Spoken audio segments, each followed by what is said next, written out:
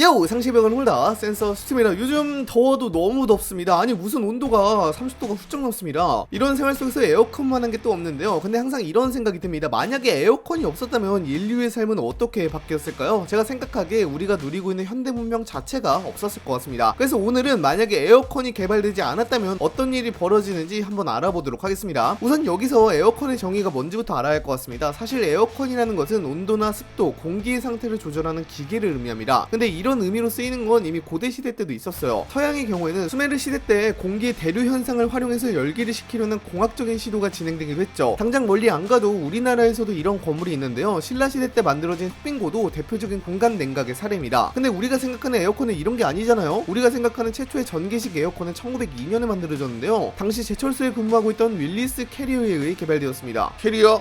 어디서 많이 들어봤는데. 맞습니다. 당장 멀리 안 가도 흔히 볼 수 있는 에어컨 만드는 캐리어사의 그 캐리어가 윌리스 캐리어의 이름에서 겁니다. 다른 이름으로 신이라는 이름으로 불리는 분이죠. 근데 1902년에 만들어진 이 에어컨은 인류의 역사 자체를 뒤흔든 위대한 발명품이었습니다. 그에 대한 설명을 좀 해드릴게요. 우선 에어컨이 만들어지고 제일 먼저 생각할 수 있는 것은 온열 질환자 수를 획기적으로 줄일 수 있었다는 것입니다. 물론 오늘날에도 온열 질환자는 2,000명 넘게 발생하고 있어서 적은 수는 아닙니다만 에어컨이 없었다면 이러한 온열 질환자는 더더욱 늘어났을 겁니다. 무엇보다도 에어컨이 없다고 해도 지구 온난화가 계속 이어졌을 가능성이 높았기에 온열 질환자는 기하급수적으로 늘어났겠죠. 당장 생각해보세요. 이렇게 무더운 날씨에 에어컨도 없다? 열사병 환자들 속출했을걸요? 가뜩이나 군대 같은 곳에서 에어컨이 없었다면 그러한 피해는 배가 됐을 겁니다. 실제로 에어컨이 개발되어서 더위로 인한 사망률은 40% 이상 감소하기도 했습니다. 그리고 에어컨이 개발됨으로써 인류의 활동 반경은 더더욱 넓어졌습니다. 열대지방에 있는 도시국가 싱가포르의 초대 총리인 리카니 총리는 에어컨이야말로 인류 역사상 가장 위대한 발명품이라고 평가하기도 했습니다. 실제로 에어컨의 보급은 싱가포르, 두바이, 라스베이거스 등 열대기후 도시와 국가를 탄생할 수 있게 했는데요. 당장 싱가포르의 경우에는 상당히 덥고 습한 기후를 가지고 있고 심지어 비까지 매일매일 내리는 그런 지역이어서 사람이 장기적으로 죽어갈 수 있는 환경이 아닙니다. 근데 오늘날에 싱가포르는 선진국으로 성장한 데 성공했죠. 이러한 이유는 대형 빌딩에 에어컨을 다 때려박아 놓고 사람들이 지속적으로 일할 수 있는 환경을 만들었기 때문에 가능한 거였는데요. 이뿐만 아니라 아열대 기후나 열대지방의 대도시가 들어설 수 있었던 것도 다 에어컨 덕분이라고 봐도 무방합니다. 또한 여름에 덥고 습한 나라들도 에어컨이 없었다면 그 기간은 아무것도 할 수 없었을 텐데요. 당장 우리나라만 따져봐도 에어컨이 없다면 여름에는 거의 아무것도 하지 못했을 겁니다. 예를 들어 공장에서 일을 해야 하는데 날씨가 35도, 36도씩 올라가고 공장 아니라 온도는 더 올라갈 텐데 어떻게 일을 해요? 못하지. 일하기 전에 열사병으로 먼저 쓰러질 겁니다. 그렇게 이러한 에어컨의 발명은 인류의 활동 반경 자체를 넓히기도 했습니다. 또한 에어컨이 앞서 온도나 습도, 공기의 상태를 조절하는 기계를 의미한다고 했잖아요. 이게 교통과 건물에도 큰 변화를 만들기도 했는데요. 수많은 사람들이 밀집한 공간이거나 지하철과 같은 장소거나 공장 같은 곳에서는 당연하게도 시간이 흐를수록 공기의 질이 나빠질 수밖에 없습니다. 근데 에어컨은 이 모든 것을 해결해주게 되었습니다. 당장 에어컨이 처음 설치된 곳만 살펴봐도 산업체, 공장, 백화점, 극장과 같은 곳이었습니다. 이게 무엇을 의미하냐면요. 냉방도 되는데 동시에 쾌적한 실내 환경을 만들 수 있게 도와줄 수 있다는 것입니다. 백화점과 같은 곳을 예시로 들어보죠. 여름에 에어컨이 없는데 사람이 많은 백화점이 있다면 그 백화점에 갈 수 있을까요? 또 그리고 영화관에서 영화를 보는데 찜질방과 같은 곳이 영화관이라면 영화를 제대로 볼 수 있을까요? 못하죠. 그러므로 에어컨의 등장은 곧 대규모 시설의 등장을 탄생시키기도 했습니다. 또한 교통 분야에서도 엄청난 역할을 했는데요. 지하철의 경우에는 산소 공급이나 매연 배출을 하기 위해서 어떻게든 머리를 굴려 했는데요. 이게 에어컨이 개발되기 전까지는 사실상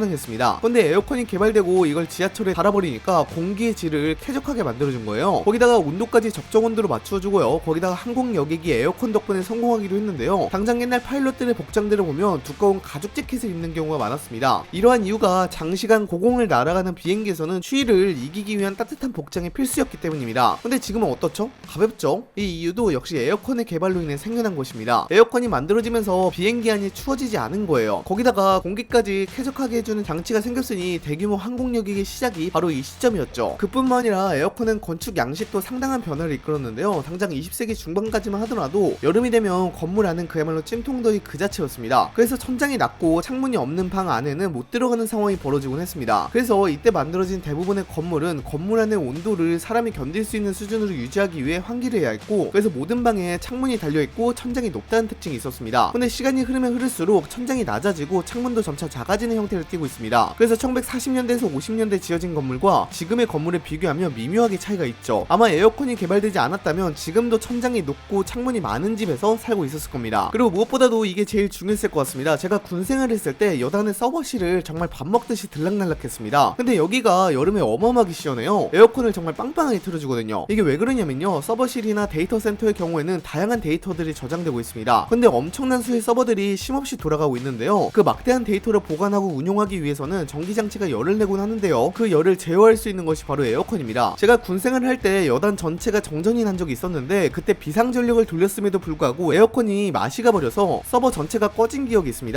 이걸 좀 다르게 생각하면요, 에어컨이 없어진다면 오늘날의 대규모 IT 인프라 자체가 없었을 겁니다. 좀 더 와닿게 말씀을 드리자면 유튜브나 인터넷 자체를 못할 수도 있어요. 구글 데이터 센터를 예시로 들고 싶은데요, 오늘날의 거대 IT 기업들이 성장할 수 있었던 이유는 에어컨이 있었기에 가능했다고 해도 과언이 아닙니다. 수억 개가 넘는 서버들이 쉼없이 돌아가려면 에어컨이 있어야죠. 만약에 에어컨이 없었다면 이러한 인터넷의 혜택을 누릴 수 있는 사람은 극소수였을 겁니다. 이렇게 되면 또 세계 역사가 여러 번 바뀌게 되겠죠. 물론 일부 IT 기업들이 비용을 좀 줄이기 위해 바다에 데이터 센터를 만들려고 생각하고 있긴 합니다. 에어컨을 이용하여 서버의 열을 밖으로 내뱉는 원리를 공냉식이라고 하고요, 공기가 아닌 물을 쓰는 것을 수냉식이라고 하는데요, 유지 비용 측면에서는 수냉식이 훨씬 가격이 싸긴 한데요, 이것을 설치하는 비용이 어마어마하기도 하고요, 무엇보다도 이러한 수냉식을 사용한 것도 IT 혁명이 발생하고 나서 시도할 수 있었던 것이기에 에어컨이 없다면 이러한 IT 혁명도 없지 않았을까 싶습니다. 우리가 신선한 음식을 먹을 수 있는 이유도 에어컨이라고 해도 과언이 아닌데요, 이런 온도를 다 유지하는 것도 다 에어컨의 힘 덕분입니다. 물류트럭에 설치된 에어컨을 통해서 적정 온도를 계속 유지할 수 있었기에 우리는 전 세계의 식품을 신선한 상태로 먹을 수 있게 되었습니다. 이는 전 세계 식문화를 바꾸기도 했습니다. 당장 단적인 예시를 들어볼게요. 저희가 호주산 소고기를 먹는다고 칩시다. 이 소고기를 먹으려면 냉동 컨테이너에 실려서 한국으로 오게 될 겁니다. 근데 문제는 이런 냉동 컨테이너를 이용하려면 에어컨이 있어야 한다는 겁니다. 즉 우리는 호주산 소고기를 먹지 못한다는 것이죠. 이거는 당장 우리나라에서도 적용이 되는데요, 아마 추가가 아니면 고기를 거의 먹지 못할 겁니다. 왜냐면 식탁 위에 올라오기 전에 썩을 게 분명하거든요. 물론 에어컨 발명 전에 인류가 바보가 아닌지라 염장이나 훈제 등을 통해 다양한 방식으로 최대한 음식을 오래 보관할 수 있는 방식으로 사용하긴 했지만요, 이것도 부패를 완전히 막을 수는 없어서 식중독으로 쓰러져 죽는 사람들이 너무나도 흔했습니다. 그렇게 우리의 식문화는 동네에서 생산된 식품으로 한정이 될 겁니다. 그리고 마트에 있는 각종 식재료도 없었을 겁니다. 왜냐하면 에어컨이 없으니까요. 물론 겨울만 되면 지구온난화의 주범이라고 욕을 먹는 캐리어공이지만 윌리스 캐리어가 만든 에어컨은 그야말로 인류의 역사를 바꿨다고 해도 과언이 아닐 정도입니다. 인류의 활동 범위를 넓히기도 했고 식료품의 저장이나 수많은 정보를 처리하고 보관하는 데이터 센터 같은 기계 설비의 발전에도 필수적인 요소로 자리매김했죠. 아마도 에어컨 개발이 늦었다면 우리는 그만큼 기술 개발이 뒤처진 시대에 살고 있었을 겁니다. 이러한 공을 인정받아서 윌리스 캐리어는 타임지가 선정한 20세기 가장 영향력 있는 인물 100인에 당당히 포함되어 있죠. 에어컨이 없었다면 정치, 경제, 군사, 교육 등 사회 전반에 걸쳐 시스템 자체가 달라졌을 수도 있습니다. 무더위를 견디기 위해 인간의 생활 패턴이 아예 새롭게 진화했을지도 모르죠. 그만큼 에어컨은 단순한 가전제품이 아니라 문명을 진화시킨 도구라고 해도 과언이 아닙니다. 여러분들은 만약에 에어컨이 없었다면 어떻게 됐을 것 같나요? 일단 저는 군대에서 열사병으로 쓰러지지 않았을까 싶어요. 여러분의 생각을 댓글로도 알려주시기 바랍니다. 이상 영상 마치도록 하겠습니다. 빠이염!